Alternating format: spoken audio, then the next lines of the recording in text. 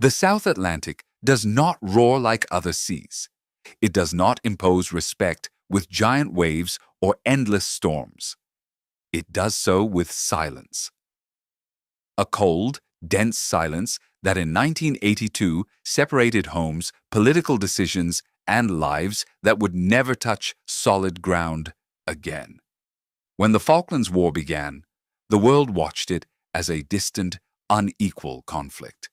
On one side, a naval power with decades of experience, modern fleets, and the certainty that control of the sea was almost automatic. On the other, a South American country with limited resources, improvised bases, aircraft pushed to their limits, and men who knew that every takeoff could be their last. It was not just a war over islands, it was a war between expectations and reality. On the Argentine coast, runways were swept by the wind. In Great Britain, families followed maps on the evening news, convinced that distance was a form of protection. But the ocean understands neither flags nor empires. It only understands mistakes, miscalculated seconds, and decisions made when there is no longer any margin to turn back. While British warships advanced confidently through fog and cold, on solid ground missions were being prepared that appeared in no manual. Aircraft designed for another era, young pilots and veterans mixed together, and weapons that had yet to prove anything in real combat.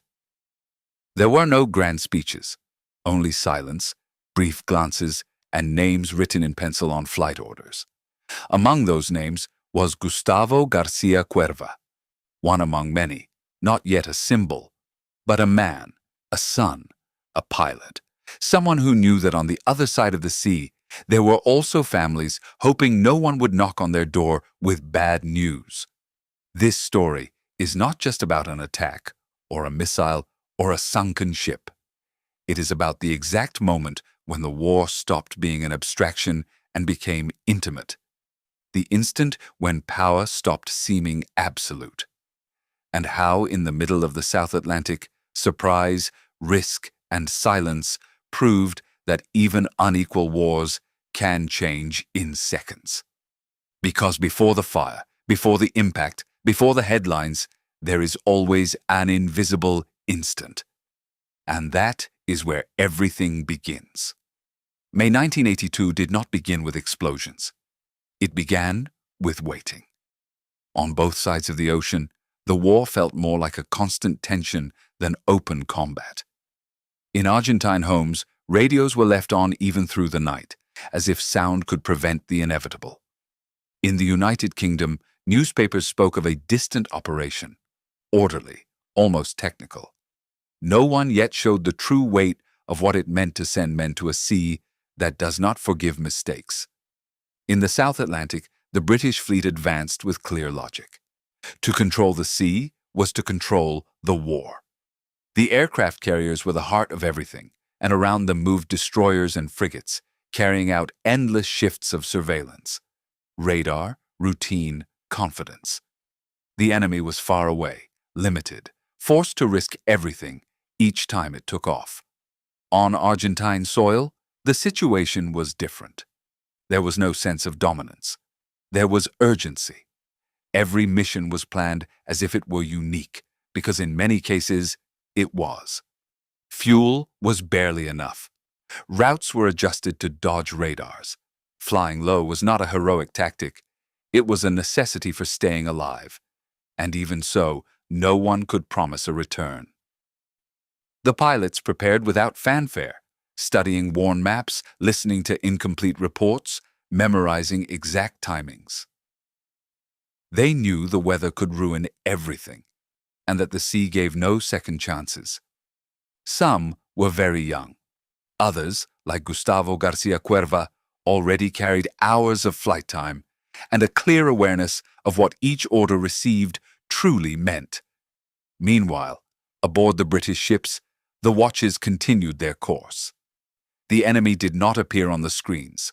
No clear signals, only fog, wind, and the feeling that the most dangerous thing had not yet shown itself. No one was talking about missiles, No one was thinking that the greatest risk could come from below, from the silence, from a place where the radar did not look too carefully. The war still seemed manageable, and that was the real mistake. May 2nd marked a before and after. The sinking of an Argentine ship did not just shake the country because of the lives lost. It also shattered a dangerous illusion.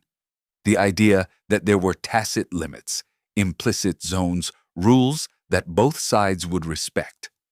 Suddenly, the conflict stopped being a show of force and became a war without cushions. In Argentina, the impact was immediate. There were no long speeches, no detailed public explanations.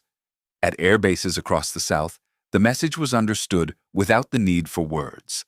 If the sea was no longer safe for anyone, then the response could not be symbolic. It had to hurt, and it had to reach where the enemy felt protected. The hours that followed were filled with contained activity. Officers reviewing fragmented information, operators trying to piece together loose fragments, pilots waiting for orders without knowing whether they would fly that day or not. No one spoke of revenge. They spoke of balance, of demonstrating that the war would not be one-sided. In the South Atlantic, the British fleet reinforced its patrols. The weather remained hostile, with low fog and a choppy sea. But that was nothing new. What was new was the certainty that the adversary was willing to go further. Even so, confidence remained intact. Radars swept the sky. Expected threats came from above, fast and visible. What could not be seen did not worry anyone too much. Among the Argentine pilots, tension mixed with a strange calm. They knew that if the order came, there would be no room to improvise. Gustavo Garcia Cuerva and others like him were not thinking about headlines or history. They were thinking about altitude, speed, fuel consumption, return. They were thinking about doing well, the only thing that was in their hands.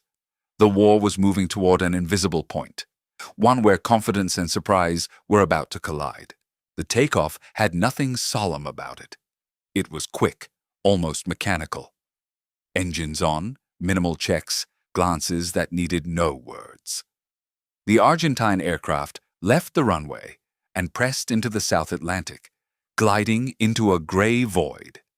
Within minutes, they descended. Every meter downward was a conscious decision. Flying that low was not bravery. It was survival. The enemy's radar was looking higher up. The sea, on the other hand, was there to punish any mistake. The waves passed so close they seemed to brush the fuselage. In the cockpit, there was no drama, only concentration. Exact speed, exact heading, fuel counted to the last drop. Gustavo Garcia Cuerva kept his gaze fixed, alternating between instruments and horizon, knowing that any distraction could be the last. He was not thinking about the target. He was thinking about reaching the right point at the right second. Hundreds of kilometers away, the British ships kept to their routine. Tired watches, long shifts, confidence in systems that had always worked. The sky was empty, the sea apparently calm. Nothing suggested that danger was already on its way, hidden where no one expected to look. The war was about to compress itself into seconds, and no one, on either side, could stop what had already begun. As the aircraft advanced, time began to feel different. Every minute weighed more than the one before. Fuel was dropping slowly, with no margin for long corrections. There would be no detours, no second passes. Everything depended on the information received being correct and on the enemy still being where it was supposed to be. Inside the aircraft, the constant roar of the engine became almost hypnotic. Gustavo Garcia Cuerva knew that at that altitude, traditional aerial combat did not exist. There would be no tight turns, no prolonged duels. If they were detected, they would not escape. The only defense was not to be seen. On the other side, The British destroyer held its position as part of the shield protecting the aircraft carriers. It was a thankless but crucial mission. Navigate, watch, alert. The crew trusted their sensors, their procedures, the idea that any attack would come from high in the sky or from the deep sea. No one was thinking about a threat skimming the surface, blending in with the waves. As the distance closed, the Argentine pilots briefly activated their systems. Just a few seconds, just enough to search and find. A signal appeared, sharp and clear. The target was there. There was no emotion, only a cold certainty. They had reached the point of no return. The climb was minimal, almost imperceptible, barely enough for the systems to work. That small gesture was the most dangerous moment of the entire mission. For seconds, they were exposed, visible, vulnerable. If the enemy's radars reacted in time, it would all end there. But the sea and the weather continued playing their role. On the screens, the definitive confirmation appeared. It was not a shadow or a confused echo. It was a real ship, sailing normally, unaware it had been chosen. The missile no longer needed orders. It had found its target. Gustavo Garcia Cuerva felt the tension compress in his chest. There was no room for doubt or heroics. This was not a duel. It was a precise, almost surgical act that had to be executed and finished. The command was pressed, the missile detached from the wing and dropped for an instant as if it were about to be swallowed by the ocean. Then it ignited its engine and shot away at wave-top height, invisible, silent, following its own logic. The pilots did not look back. They descended immediately and set course for home. In that instant, the mission no longer belonged to them. At sea, everything happened too fast and too late. First came a confused alert, an echo that did not match any known pattern. Then the shout that swept across the deck like an electric charge. There was no time to identify, to calculate, to maneuver with any elegance. Only seconds. The missile emerged from the gray, so low it seemed part of the swell. The white trail lasted just long enough to be seen. Then the impact, a brutal, dry blow that tore through the hull and carried fire into the interior of the ship. It was not a clean explosion. It was something worse. Heat, smoke, darkness. Inside the destroyer, routine disintegrated. Corridors filling with black smoke, systems going dark, men moving blindly, calling out to crewmates who no longer answered. The ship was still afloat, but it was mortally wounded. Around it, the other vessels reacted without knowing what they were reacting to. Some searched for threats beneath the water. Others raised their eyes to an empty sky. The enemy was already gone. And as the fire advanced without control, something became clear that no one had wanted to admit before.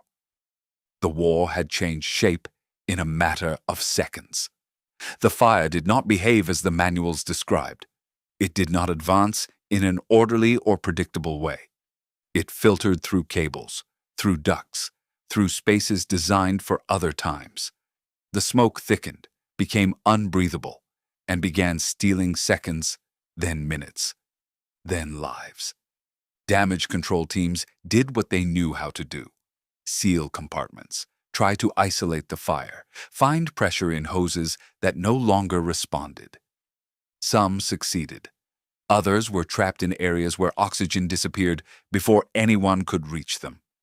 On the bridge, orders were given with incomplete information. No one had a clear picture of the total damage. The radar was functioning at half capacity. The sea remained just as hostile. The enemy remained invisible. The only thing evident was that the ship could no longer carry out its mission.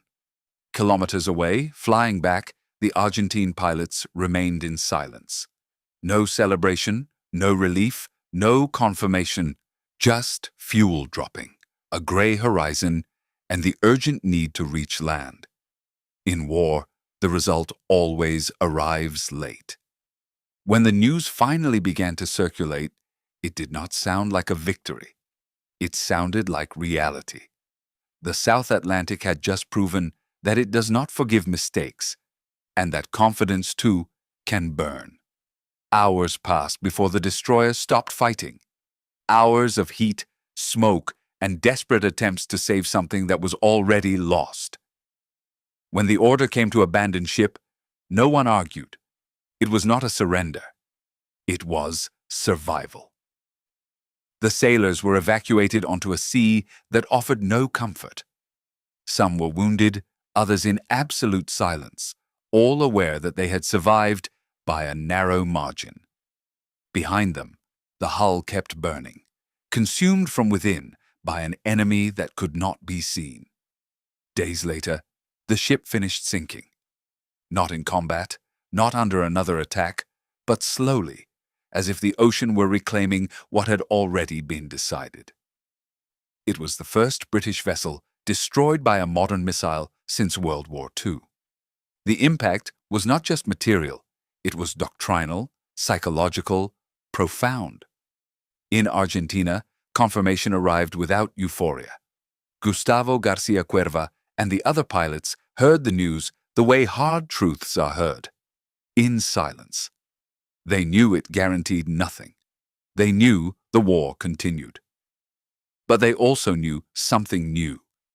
The enemy was no longer untouchable. The reaction was immediate, though not always visible. In the British fleet, nothing felt routine again.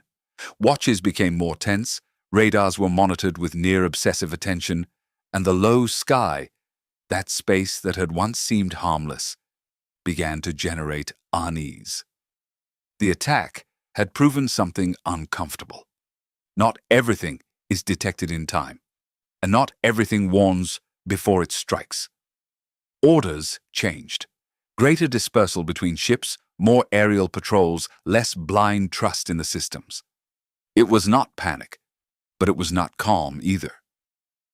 It was the acceptance that the enemy had found a crack. On the Argentine side, the effect was different. There were no public celebrations, no grandiose speeches. At the bases, pilots continued preparing for new sorties with the same awareness as always. Every mission was still a gamble against time, weather, and enemy superiority. Success offered no guarantees. It only proved that the strike was possible. Gustavo Garcia Cuerva returned to his war routine. Brief briefings, marked maps, long silences. He knew that attack would not be repeated the same way. Surprise is a resource that is spent quickly. The enemy was now watching where it had not watched before. But the damage was done. From that day on, every ship that sailed the South Atlantic did so knowing that danger could come low, fast, and without warning. And that certainty, though invisible, weighs as much as any missile. The most lasting impact was not measured in sunken steel, but in decisions. In the days that followed, both sides adjusted their way of thinking about the war. For the British, every patrol became an open question. What are we not seeing right now? For the Argentines, every flight confirmed an uncomfortable truth. Audacity works once. After that, it demands a greater price. Gustavo Garcia Cuerva kept flying. Not as the protagonist of a feat, but as one part of a machine that knew the margin was narrowing. The weather remained the same. The sea remained the same. But the tension had changed in tone. Now it was constant. On land, far from the noise of engines and explosions, families were living another war. In Argentina and in Great Britain, mothers, fathers, and siblings waited for news with the radio on and time standing still. Every official report was read, searching for names. Every silence was interpreted as a threat. The South Atlantic had proven it could be the stage for invisible blows. But the real cost was paid far from the sea, in homes where no one knew exactly what was happening. And yet, they felt everything. As the war progressed, surprise stopped being a resource and became a memory. The British reinforced defenses, changed routes, flew higher and farther. The Argentines knew it. Every new mission would be harder than the one before. The enemy was now on alert. Pilots like Gustavo Garcia Cuerva flew with that certainty. It was no longer just about striking. It was about holding on mentally. Every takeoff could be the last. Every return was an exception, not a guarantee. At sea and in the air, the war entered a slower, more tense, more grinding phase. There were no great visible heroic gestures, only exhausted men carrying out orders and families waiting in silence for it all to end. What had changed was not the strength of the weapons, but something deeper. Absolute confidence had disappeared forever. As the weeks passed, the war stopped being surprise and became attrition. The weather kept punishing, resources kept dwindling, and psychological pressure kept building on both sides. Every mission was no longer trying to change the course of the conflict, just to sustain it one more day. For the Argentine pilots, flying meant accepting an adverse statistic. For the British sailors, sailing meant doing so knowing the sea was no longer a shield. No one was comfortable. No one felt safe. Gustavo Garcia Cuerva, like so many others, flew without knowing his name would be linked to a war that would mark two countries forever, not for a single action, but for having been part of a generation that fought under extreme conditions. And as the conflict neared its end, one certainty imposed itself in silence. The war would not be remembered only for who won or lost, but for the human price both sides paid. When the war ended, the sea remained indifferent. The islands fell silent, the ships returned to port, and the aircraft stopped taking off. But nothing returned exactly to its place. For Argentina and for Great Britain, the Falklands was not just a military conflict. It was an open wound in thousands of families, a generation marked by decisions made far from the front line and carried out by men who did what they could with what they had. Gustavo Garcia Cuerva and so many others did not return as textbook heroes. They returned, or stayed behind, as witnesses to an unequal, brief, and brutal war, where courage was not always enough and the human cost was permanent. Today, beyond flags, one uncomfortable lesson remains. War is not measured only in victories or defeats, but in everything that is lost, even when you survive. And that is what still weighs over the South Atlantic. If this story made you feel the true weight of war, subscribe. Here we do not tell myths, we tell what happened and honor those who lived it.